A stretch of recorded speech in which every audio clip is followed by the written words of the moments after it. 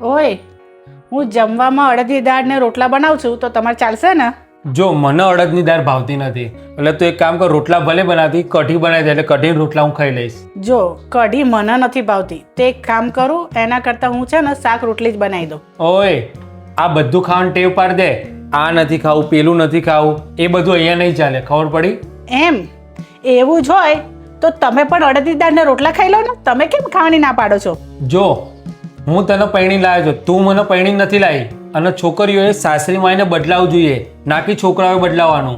આ પણ મારું જ ઘર છે અને હું કોઈ જેલમાં નથી રહેતી કે જે બનાવે ખાઈ લઉં. મને જે ભાવશે ને એ જ હું બનાવીને ખાઈશ. એટલે મારે જે બનાવવું હશે ને એ જ હું બનાવીશ. અને હા, તમને જે ના ભાવે એ તમે ના ખાઓ. મેં કંઈ તમને જબરજસ્તી નથી કરી. અને મને જે નહીં ભાવે હું નહીં ખાઉં. પણ હકીકતમાં છે ને તમને બધાને આદત પડી ગઈ છે કે વહુ સાસરીમાં આવે ને એટલે એના ઉપર હુકમ ચલાવવાની. હો બેટા, તારી વાત સાચી છે. વહુને પણ એની સાસરીમાં આઝાદીથી જીવવાનો હક છે.